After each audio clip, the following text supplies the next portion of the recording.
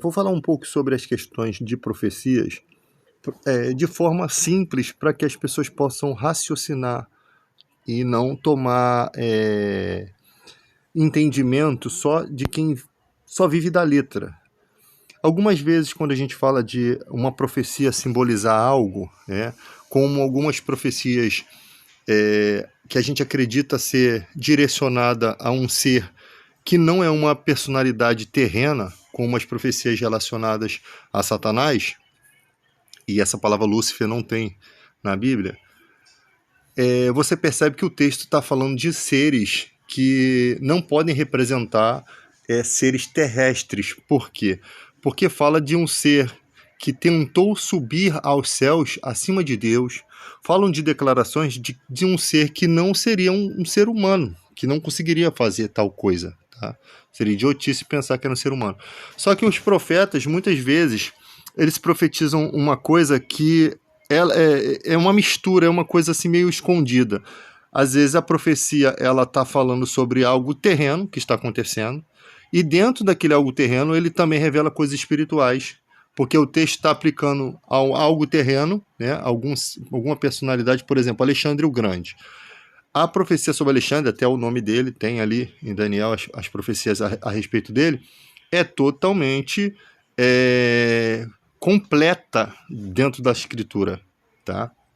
Inclusive, fala que depois da Babilônia, o seu reino, né, ele não teria descendências, explica muito bem isso. E você consegue encaixar Alexandre dentro daquele contexto da época.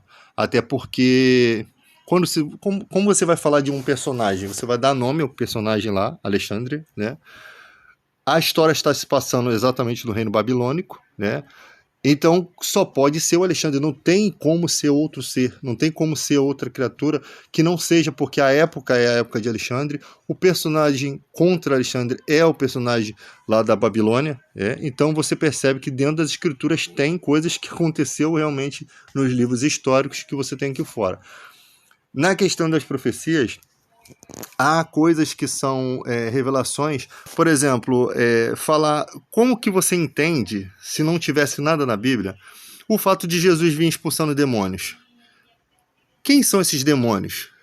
Aí algumas pessoas vão falar assim, não, isso daí são espíritos de pessoas ruins e tal. Aí os argumentos delas, que elas só acreditam, não tem base bíblica ou fundamento nenhum.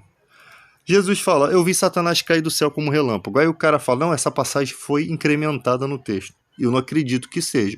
Porque lá em Apocalipse fala que Miguel e seus anjos batalharam contra Satanás e seus anjos.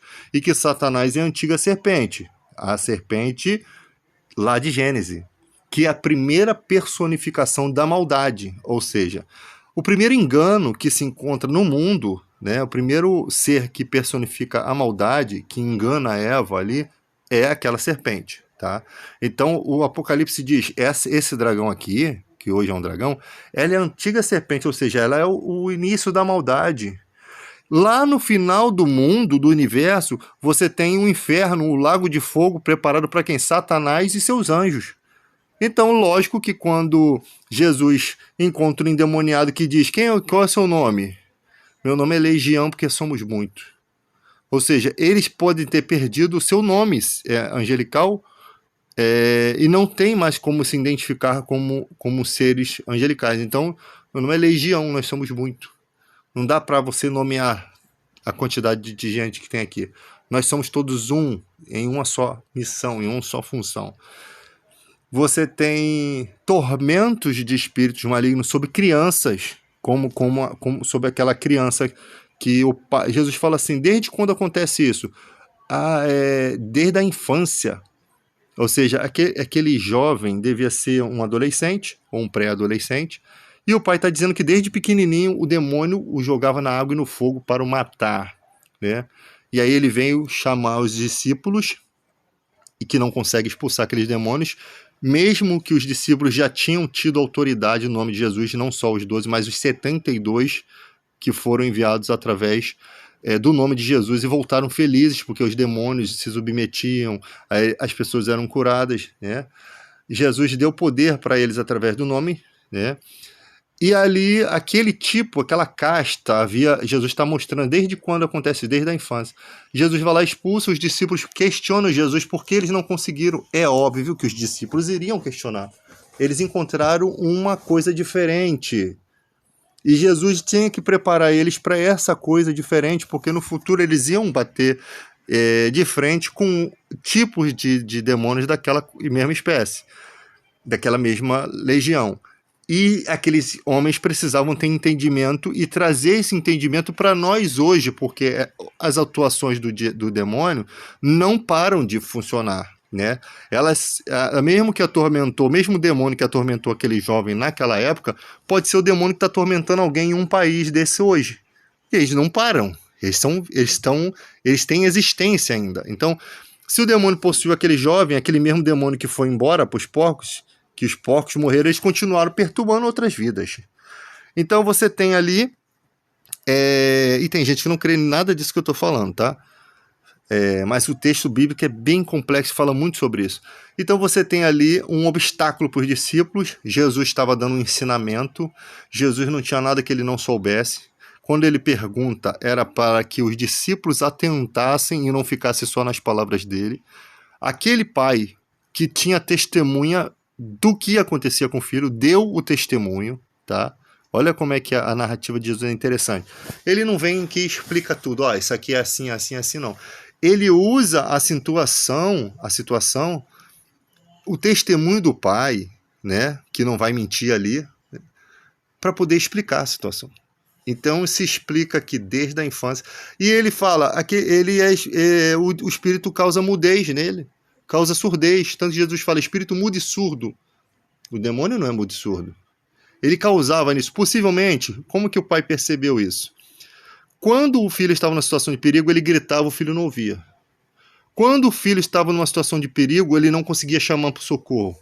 É dessa forma que eu raciocino que por isso que o pai consegue perceber que aquela criança que não era surda nem muda na sua naturalidade, quando estava possuído, o mal tomava conta das faculdades mentais dele, né? Lá em Lucas 13:10, fala de uma mulher encurvada de 18 anos, que tinha um espírito de enfermidade. Olha, ali já é uma outra revelação, uma espécie de demônio que fazia a mulher ficar corcunda, né? Jesus veio e endireitou ela, ou seja, Jesus deu ordem, o demônio que causava aquilo perdeu a força, a mulher se endireitou, acabou. A força do espírito imundo, aquele espírito que causava a encurvatura dela, caiu. Paulo encontra uma situação diferente. Ele encontra uma jovem que adivinhava as coisas, mas só que ela não tinha o poder de Deus. Ela era uma pessoa ligada ao contexto da religiosidade falsa da época, que ali tinha templos. Possivelmente ela era uma daquelas sacerdotisas do templo, né? Com uma história de algumas pessoas conta. Nós sabemos pelo texto bíblico que faziam níveis de prata em homenagem àquela deusa, onde tinha um templo, e que essa adivinhadora, ela tipo que confirmava a religião. Ou seja, imagina, você hoje tem uma pessoa na igreja que adivinha tudo sobre a sua vida. E você pensa o quê? Cara, isso aqui é a religião certa. Aquela pessoa sabe tudo da minha vida. Você vai pela razão. É aí que a pessoa se arrebenta. Por quê? Porque os espíritos enganadores, eles sabem que você vai pela razão, tá? E ali, caramba, ela falou tudo da minha vida. Até o dia que fala para você fazer uma coisa ruim, né? Que vai trazer um prejuízo muito grande para você. A falsa religião fala, você não pode fazer transfusão de sangue. Ou seja, aí você pensa, cara, meu filho vai morrer por conta dessa fé, mas eu tenho que manter a fé. Se eu deixar fazer transfusão de sangue, eu estou indo contra Deus. Imagina, depois de anos, você descobrir que seu filho morreu por conta de uma ignorância espiritual sua. Então, doutrinas de demônio, elas são geralmente destrutivas, elas são ruins, elas são maldosas. Não conversar sobre essas doutrinas, porque eu vejo um monte de debate na internet com testemunhos de Jeová e ninguém debate esse assunto é gravíssimo, tá? Eu converso com pessoas, hoje eu estava na live e o rapaz disse que se cresce nisso, ele era testemunho de Jeová, a filha dele estaria morta. Olha a gravidade de um ensinamento falso. Cara, pode ter tipos de ensinamento que até atrapalha a sua vida. Não, você tem que guardar o sábado, você não pode guardar o sábado, não pode trabalhar no sábado. Aí o cara não consegue arrumar um emprego no Brasil que não trabalhe no sábado. Sendo que quando Deus criou essa lei, na cultura judaica, o patrão não podia te obrigar a trabalhar no sábado. Então Deus não é Deus de confusão. E o sábado no Brasil às vezes cai numa quarta-feira, devido a calendário romano diferente do judaico, o horário lá diferente de tudo aqui, tá? Mas não chega essa doutrina a destruir a sua vida, ela vai atrapalhar um pouco. O diabo ele vem roubar, matar e destruir. Então, ele vai trazer confusões, né? Atrapalhar a vida. Se você não consegue sustentar sua família porque você não consegue arrumar um emprego, porque todo emprego trabalha em dia de sábado, como é que vai ser isso? Você vai ter uma complicação, mas não chega a ser uma complicação tão grande quanto você perder a vida do seu filho, da sua esposa ou de alguém que você ama, e lá na frente você descobrir que aquilo era tudo uma mentira, que não tinha base nenhuma, que Deus não é assim. Deus fez nossos tipos sanguíneos semelhantes. Você tem sangue doador universal, você tem sangue que é o O positivo, acho que é o O positivo, você tem o AB negativo, que é receptor universal. Você tem dois tipos de sangue diferentes, que é o sangue dourado, que é o sangue mais raro do mundo, 43 pessoas só, 46 pessoas no mundo têm. Eles são os próprios doadores deles. Eles não fazem parte do fator ABO. É sangue dourado porque tem mais glóbulos brancos, né? Então ele é mais amareladinho. E você tem o efeito Bombaim, que é um tipo sanguíneo, uma falha genética, né? um distúrbio genético, que é o falso O, que nasceu na cidade de Bombaim, né? O sangue falso O ou falso zero, como algumas pessoas falam que o sangue O é o sangue zero, né? Um reagente, um negócio assim. E cada 250 mil habitantes da cidade de Bombaim, uma tem esse tipo de sangue. Só que parece que ele não pode doar para ninguém, mas ele consegue receber do nosso O positivo, que é doador universal. Que eu acho que é O positivo ou O negativo, não lembro bem. Mas a maioria de nós temos o sangue todo A, B, A negativo, né? O fator RH foi descoberto através do chimpanzé R. Jesus, né? O positivo e negativo, que não se sabia, através de uma experiência com o sangue desse chimpanzé, se descobriu o fator RH. Por isso que RH significa R. Jesus, que é o nome do macaco lá. Mas poderia ter sido feito com outro animal, se não me engano, com ovelha, assim, ou alguma coisa que também dava para fazer esse tipo de experiência. Mas o chimpanzé foi o que a ciência descobriu, de primeira, né? Talvez por isso os macacos são tão semelhantes a nós, na questão de 90 e poucos % de semelhança, tá? Então você tem aqui, você tem também na Bíblia um feito interessante. Deus entregar o seu próprio filho à morte de um Messias, ele era escândalo para o judeu. A morte de Jesus, quando Jesus fala, quem não comer meu corpo e não beber no meu sangue, não tem parte comigo. Jesus está falando uma coisa que parece que foi citada no Antigo Testamento lá. Ele não estava dizendo para as pessoas comer a pele dele, a carne dele, não. Nem beber o sangue dele, porque isso era uma coisa escandalosa. Sendo que o impacto que isso deu na mentalidade daquela cultura, e Jesus parece que foi necessário ele falar dessa forma para poder espalhar aquelas pessoas propositalmente, porque o que eu entendo ali é que não havia espaço para a continuação daquele ministério daquela forma com aquelas pessoas que elas não entenderam tudo espiritualmente, ou seja, Deus decidiu dispersá-las por meio de uma palavra para que elas continuassem sua vida comum e lá na frente encontrassem o Evangelho de Cristo e vivessem somente, né, em paz, entendessem aquilo que Jesus falou, que elas não compreenderam naquela hora. Aquela palavra também foi forte para os discípulos. Mas eles mesmo não entendendo, Pedro fala assim, para onde iremos? Dura esse discurso, Senhor. Mas para onde nós iremos? Só tu tens a palavra de vida eterna. Sabe o que significa isso? Cara, eu não entendo o que Deus está fazendo, eu não entendo o que Jesus está fazendo, mas eu sei que ele sabe o que está fazendo e eu confio nele. Independente do que eu não entendo, uma hora vai ser esclarecido que eu entendo o que ele está dizendo. Então, a palavra vem com uma força que o seu raciocínio, o teu entendimento não está hábil para compreender naquela hora. Isso acontece todo dia na internet. Você debate com pessoas que elas não têm noção de cultura judaica, não têm noção de alguma coisa do grego, pouca coisa que eu também sei, mas eles falam uma palavra, aquela palavra na hora tem um impacto e, cara, a pessoa não aceita. É como se você pegasse um pedaço de pão e desse para um neném que toma mamadeira.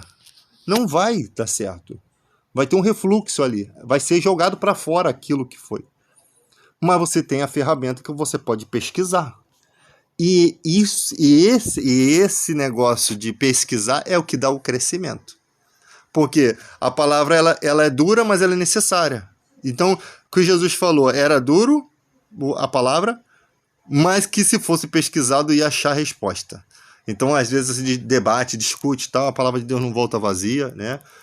Ela vai achar o caminho, tá? Daqui a tantos anos, quando ela crescer em entendimento, quando ela tiver maior, ela vai poder comer aquele alimento, porque ela está numa condição física ou espiritual, né? A ponto de conseguir saborear aquele entendimento. Tipo isso. Então, às vezes você vem discutir com pessoas que só tem a letra. A pessoa não acredita que existe nem o Satanás. Ela não acredita, cara. Ela não tem essa palavra na Bíblia.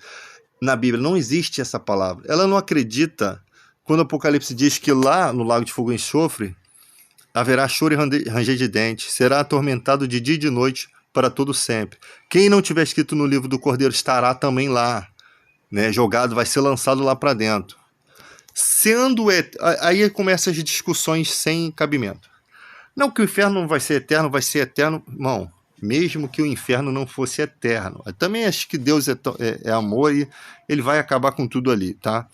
A pessoa que não estiver no livro da vida, caiu lá, ela deixou de existir, cara, é choro e ranger de dente para mim, porque muita gente vai estar vivendo a bênção de Deus, a eternidade com Cristo, e tudo que ela viveu, tudo que ela existiu, todas as pessoas que ela amou, cara, não vai ter nada mais.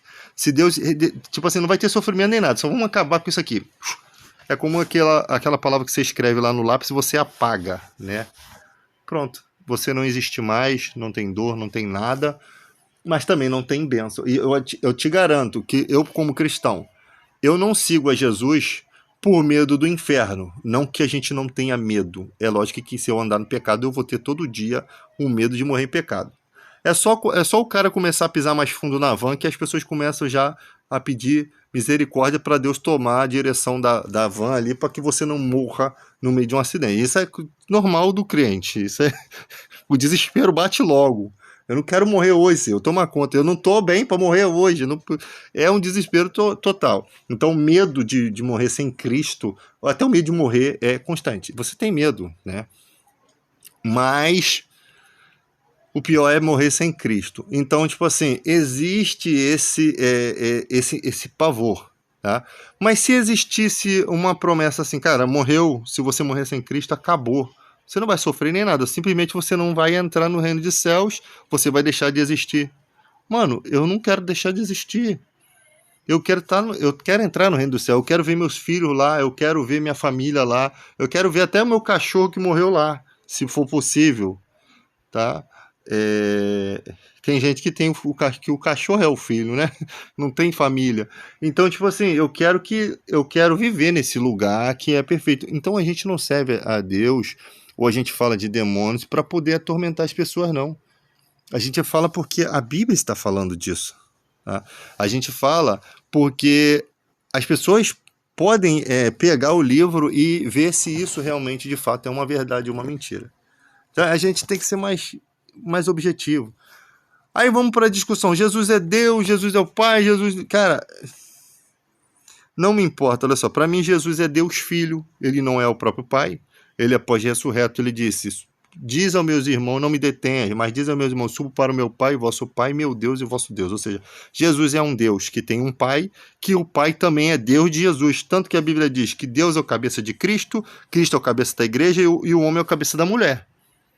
Então, tipo assim, o que se entende de Cristo, o que as pessoas precisam entender, são as declarações das testemunhas de Cristo. João diz assim: a vontade de Deus é essa, que todos honrem o Filho, assim como honram o Pai. Quem não honra o Filho, não honra o Pai que o enviou. Deus amou o mundo de tal maneira que deu seu único Filho, para que todo que nele crê não pereça, mas tenha vida eterna. Se Jesus não é filho de Deus, se Jesus não morreu porque foi enviado por Deus aqui, então Deus não amou o mundo de tal maneira.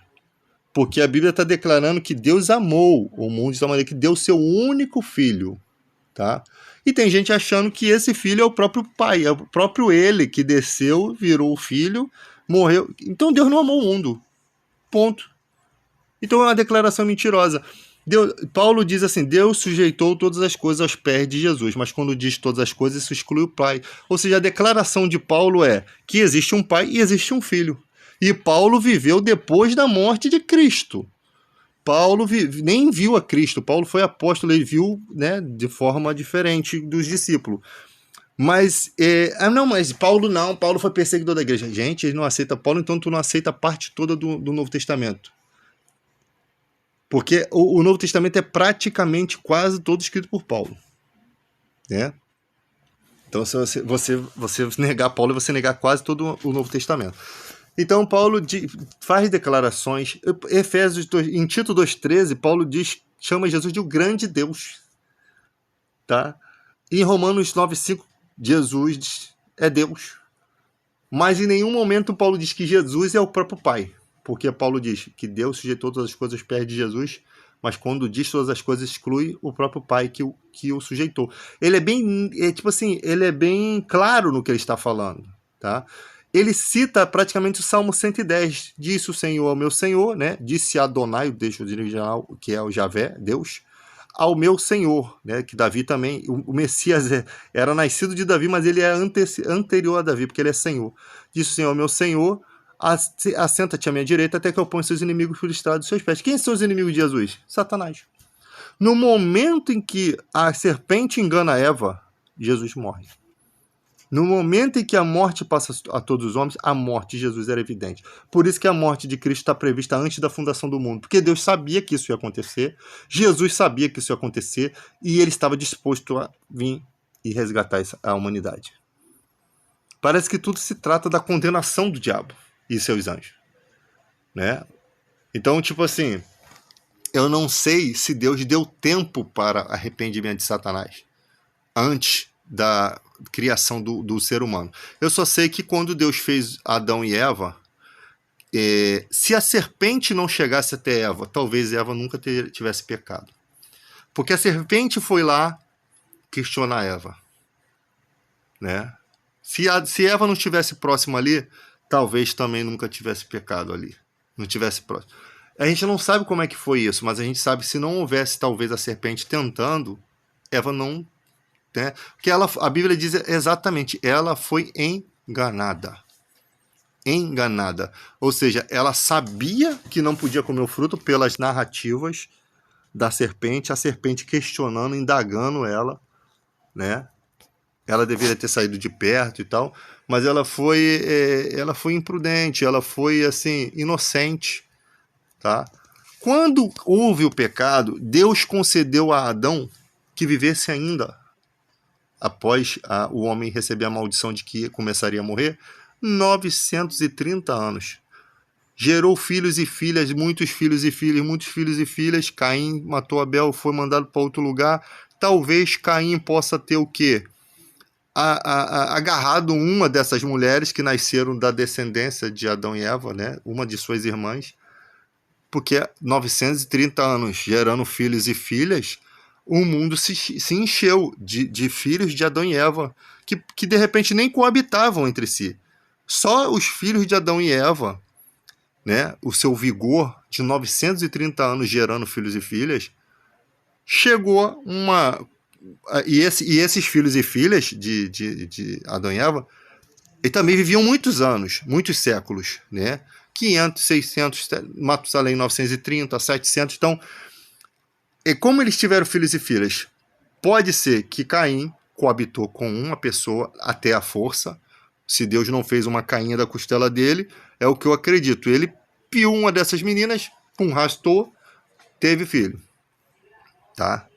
nasceu o filho de Caim pode ter feito a mesma coisa, o próprio Caim durante a sua vida pode ter passado a vida raptando mulheres e coabitando, e aquilo foi crescendo.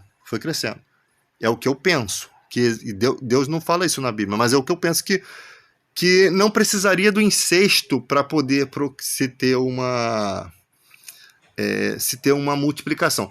Aí sim eu entendo aquela passagem, vendo os filhos dos homens, de Deus, que as filhas dos homens eram belas, ou seja, aqueles que ficaram aqui sem coabitar começaram a olhar as filhas de Caim com as próprias irmãs dele, com a própria irmã dele, tá? E começaram a desejar, começaram a procriar.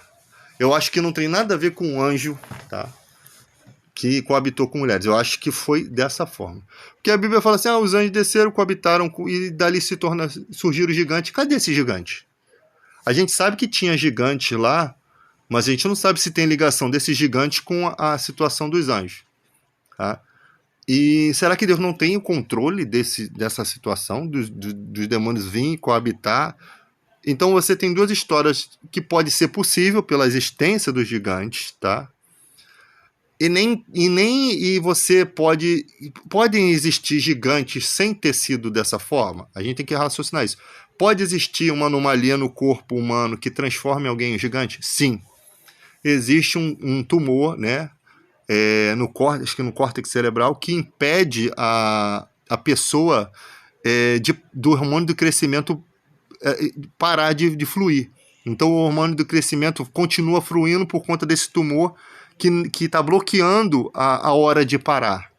Existe, só que na nossa estrutura hoje de 100 anos, as pessoas começam a encurvar e começam a ter problemas. Na estrutura antiga, quando o cara vivia 900 e poucos anos, poderia ter sido diferente. O DNA deles poderia ter sido mais forte, ou seja, ele pode não ter encurvado, eles podem ter realmente se tornado gigantes, porque viviam 900 e poucos anos, e essa deformidade poderia acontecer lá para quando o cara tivesse muitos anos depois, tá? Porque ali é antes de Noé. A idade do homem era aquela, porque depois de Noé, diz o texto que Deus reduziu a idade, tá? E outra coisa que comprova que a idade do homem era realmente essa de 900 anos, 700 anos. Lá no milênio vai ser restabelecida a idade do ser humano. Lá no milênio mostra que quem morrer com 400 anos vai morrer jovem. Então, tipo assim, esse restabelecimento citado lá no milênio, ele comprova de fato que havia sim essa idade maior do que a nossa estrutura hoje. Quando ocorre o dilúvio, somente 8 pessoas daquela geração vieram. Aí você tem a idade de Noé, que eu não sei se é 500 anos, não lembro. Você tem os filhos, os maridos das filhas de Noé, que também são dessa era meio pré-histórica. Esses ainda possivelmente viveram mais tempo. Depois a idade normal foi no máximo 100 e poucos anos. Acho que só teve um cara aí que viveu 140, mas ninguém passa dessa escala de 120 anos, tá? Na totalidade. Pode ser que alguém tenha vigor que passe disso, mas no comum não passa. Então, essa é a forma que eu raciocino aqui, e é uma coisa que pode ser estudada e pode ser discutida, e discutir assuntos bíblicos é importante porque a gente ganha crescimento.